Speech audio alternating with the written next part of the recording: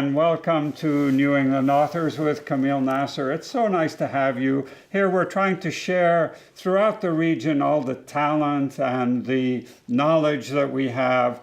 And to make this this show a reality, we bring in wonderful guests, and we have a wonderful guest today, Bill Martin. William Martin grew up in Roxbury and Rosendale, Massachusetts. Initially, he did construction work, raised money, and moved to Hollywood to study film at University of Southern California. But it was suggested that he become a writer, and he came back to the Boston area. His first book, Back Bay, published in 1979, hit the New York Times bestseller list. He would this book, Back Bay, which is a great book, would be the first of the Peter Fallon series, followed by Harvard Yard, The Lost Constitution, The Lincoln Letter, Cape Cod, and others, including most recently Bound for Gold. Bill, William, Thank you. Welcome to the show. So, how many books have you have? 11. 11 books. Yeah, Bound for Gold is the 11th novel.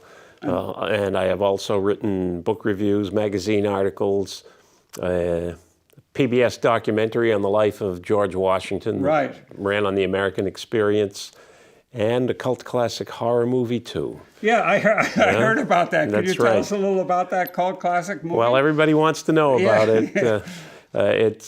It's a movie called Humanoids from the Deep. Really? Came out in 1980. Uh-huh. I went to Roger Corman's College of B-Movie Knowledge. Roger Corman was the man who gave a start to just about everybody in Hollywood in the late 50s right. and early 60s. And he gave me the opportunity to write a horror movie about guys in rubber suits who come up out of the ocean off of Mendocino, California, and terrorize the town. Yeah, but my books are much better. Your books are mostly about American history. Yes. You really specialize in American history. And you have this great love, as I do, for American history. So your main character is Peter Fallon, right? Right, yes. Tell us a little about how he came about. Peter is a lot like me in that he began in the late 70s, having told his father that he wanted to study history rather than go to law school. His father was disappointed. Yes.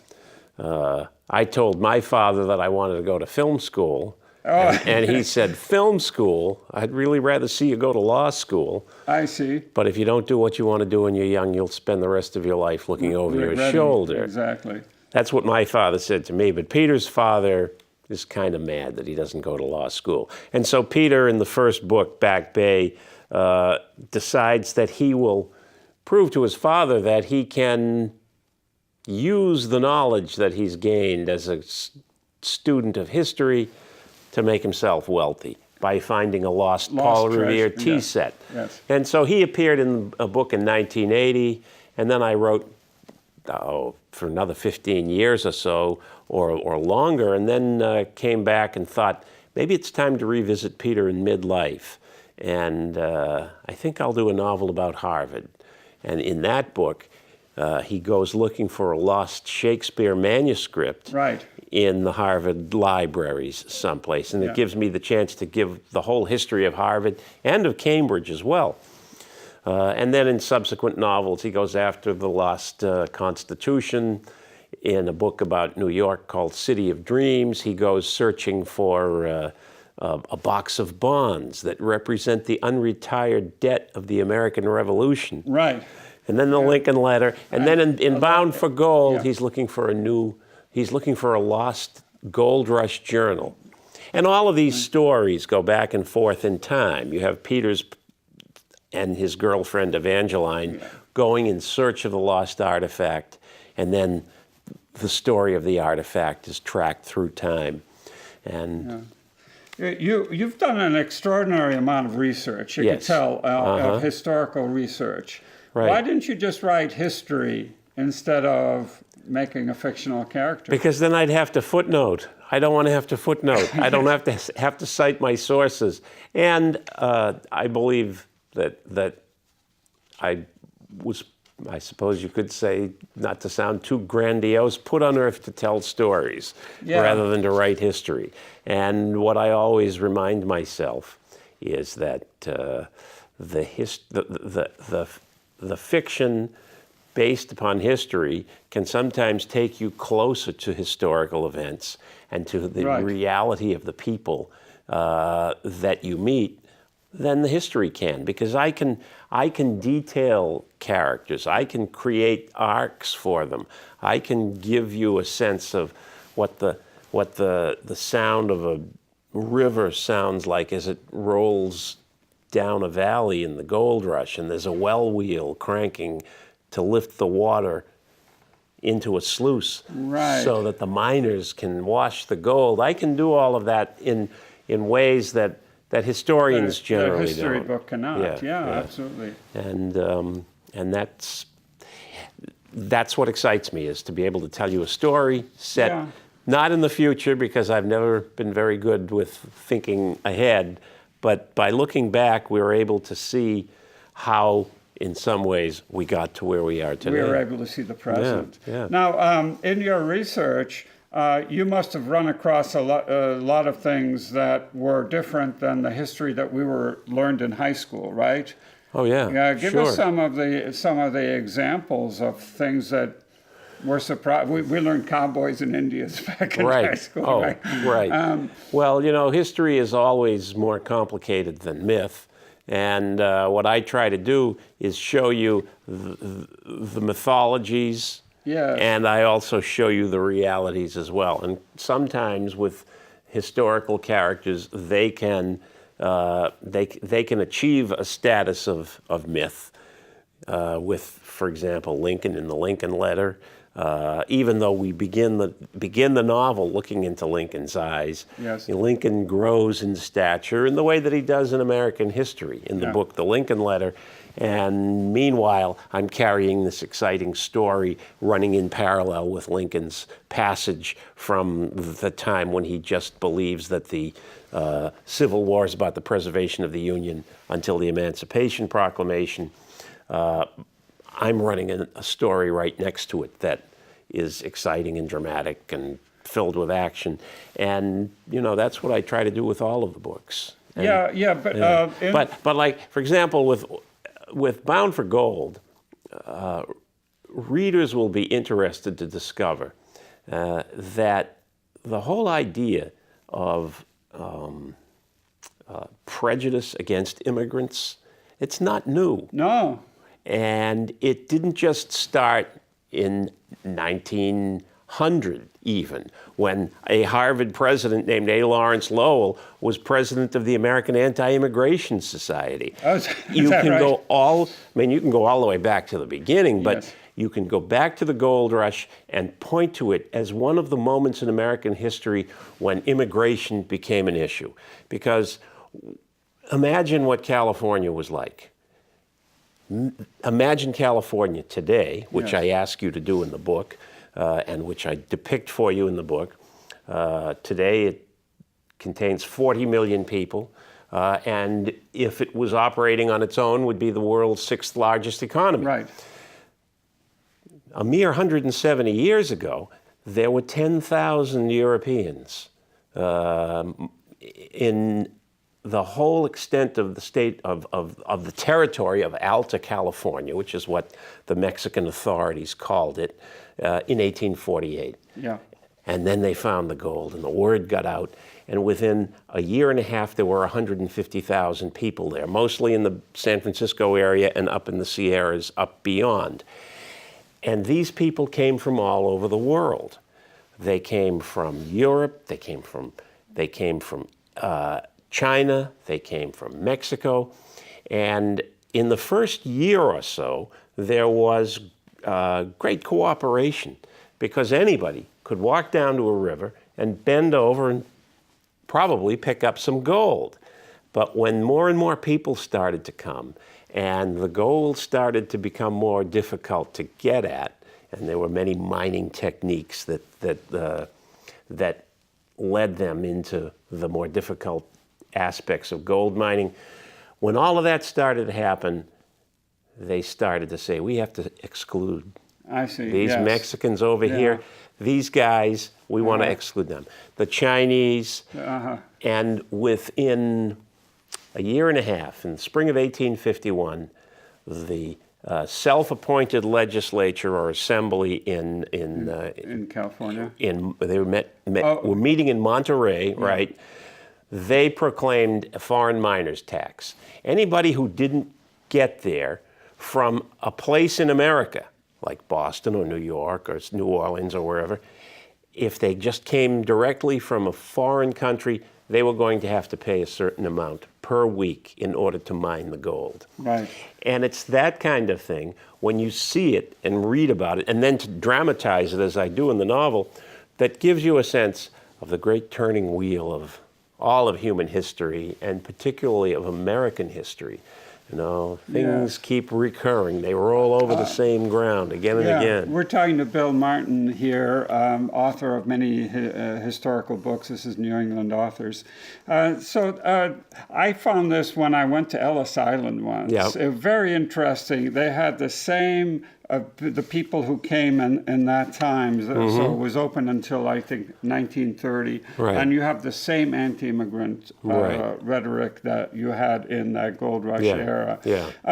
Did the United States government exaggerate how much gold there was in order to bring people over to the United States? No. If there was exaggeration, it came from the entrepreneurs in San Francisco itself. Don't forget, the gold was first discovered in a tail race of a mill, Sutter's Mill, on the American River, about 50 miles up into the mountains above Sacramento, which at that point was just a tiny village where the American River and the Sacramento River met. Yeah.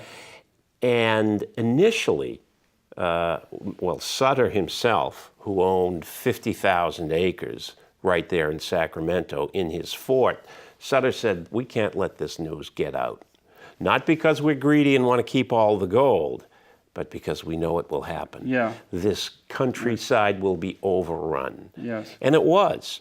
But it took 3 months for word finally to get out into the press in San Francisco. A guy named Brannan. First of all, he was a merchant, and he was a very smart merchant. He bought up every shovel and every pick in California that he could get his hands on. Right. Then he walked into the square right in the middle of San Francisco with a jar full of gold dust. And he shouted, gold, gold, gold from the American River. And San Francisco, which was a little flea-bitten, sandy hamlet at that point, emptied of people immediately.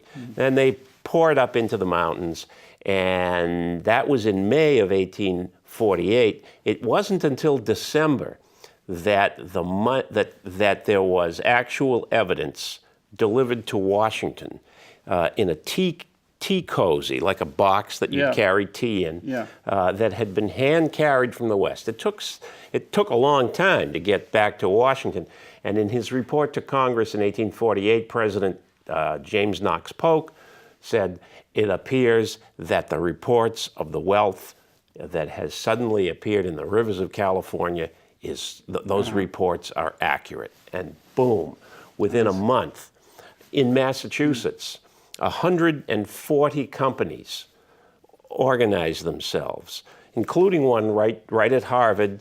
It was the California and Boston Joint Stock and Mining Company. These guys would get together, they'd put up money, they'd rent a ship or buy a ship, and they'd load it with provisions, and they'd head for California. 140 companies left Massachusetts in the winter of 1849, and they got to California. They all got there safely because the safest way to go at that point, even though it was a 6-month journey, was around the Horn. That's right. That's right. And when they got to California, they all started fighting, even before they got to the gold. It's another classic human story. You see, when you put people into the presence of or the possibility of achieving tremendous wealth. And that's what the gold rush was giving people the opportunity to achieve. You know, a lot of the social constraints, particularly in a place where there are none. There were no churches in San Francisco. There were no societies to organize people in any way other than every man for himself. Let's get to the goal. And it was men. It was by almost and large, entirely. almost Yes. entirely men. Yeah. Right. And particularly at the beginning. And I write about that in the book too. And is the person in your book who kept this journal, the Bostonian, is he typical of the yes, he gold was. digger? Actually, he's actually a well-off son of New England wealth. So he's not really going for the wealth, he's going for the experience. And there were an enormous number of young men who left at that time wanting to, and this was the expression, see the elephant.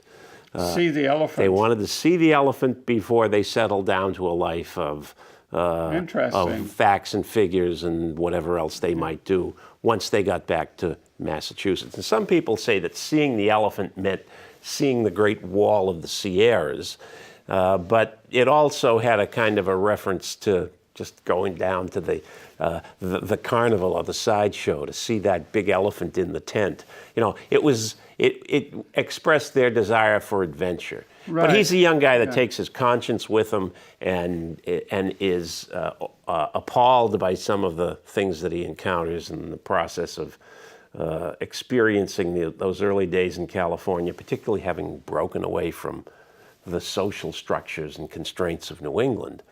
And he travels with an Irish guy who's got a much more adaptive way of thinking about things, not quite so straight-laced. Yeah. And so the two of them create the dynamic of the plot that allows me to tell a lot of stories. This is very different because most of your books take place in the New England area, a couple in the down to Washington, D.C. and so on. What made you branch out or go out in this? The story of Bound for Gold is actually based upon the first real thing that I ever wrote, which was a screenplay that I wrote in a class at the USC Film School. Because don't forget, my father gave me that advice, and I took it. I went to California, and I after I'd been there for about 6 months, trying to learn how to write screenplays, trying to understand the dynamics of storytelling, because it's not the easiest thing in the world to just, everybody thinks they may have a story in them, but as you know, you've written novels yourself, and it takes a lot of effort and a lot of comprehension of character arcs and scenes and midpoints and so forth. I was trying to learn all of that, and what am I going to write about? Yeah. Everybody says, well, write what you know, write what you know. And I didn't want to write what I knew. No. I wanted to write what I didn't know. Exactly. You want to find out. I want to write where I want. Where do I want to go, and who do I want to meet when I get there? Yeah.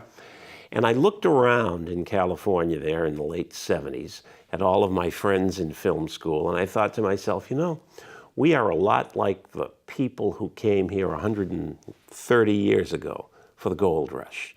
We're pursuing our own California dream. Yeah. And we're trying to get rich too and do something unique. And out of that grew the screenplay. And the screenplay, which I entered in a fellowship contest, won the Hal Wallace Screenwriting Fellowship. Now, that got me to meet one of Hollywood's legends, Hal Wallace, who produced Casablanca. Oh, really? Yankee Doodle Dandy, all the Elvis movies, a lot of the John Wayne movies, including True Grit. And so out of that, even though he didn't want to make this into a movie, I was able to get an agent and get the kind of attention that would allow me to get in advance so that I could write a book like Back Bay. Yeah. And then I kept thinking to myself, someday I'm going to come back to that material. Yeah. Now, speaking of Back Bay, Yeah. it's being it came out in '79. Yes. It's coming out again. Right. It's and Cape Cod is Yes. coming out again. Yeah. Back Bay and Cape Cod have never been out of print in the whole time that since I've written them, which is something I take pride in because when we write for a lot of reasons, and one of those reasons is to leave some footprints behind us. Right. And if you're writing popular fiction, to have left a footprint that's now 40 years old, and the book has been recently reissued in a new format, this trade paperback format, the larger format, Right. so that which seems to be one that people like these days. That's a pretty gratifying thing to experience for me. And the same with Cape Cod, which has been around now for over a quarter century. In Back Bay, as you say, Peter Fallon and his girlfriend Evangeline. Yeah. I really like the way you go back and forth from the modern. And I think in Back Bay you have like 4 different eras. You Yes. have the War of 1812. Yeah, yeah. The Shays' Rebellion, was that, or is that? That's in the Lost Constitution. That's the Constitution. Yeah, Where there's in the Revolutionary, because Yep. Paul Revere crafts this tea set That's for George Washington, and then you go in, I think, in the 1930s and Yep. and the modern era. Now, what I want to ask is, you've done all this research. How do you combine that with story? How do you make it so that you're not doing history, but you're presenting a story? Well, sometimes the history gives you the story. And sometimes it might just be family history. There's a lot of family history in that. You just alluded to the 1930s sequences in Back Bay, all of which kind of come out of the world that my ancestors, my parents and grandparents inhabited in the south end of Boston. And that it's a balancing act. Yeah. You're always looking for the best way to tell a story and for the details that you learn from history that will enhance the story and sometimes give you plot and character. As I spoke about with Bound for Gold, the idea of in a way, the birth of the anti-immigration movement begins there in California.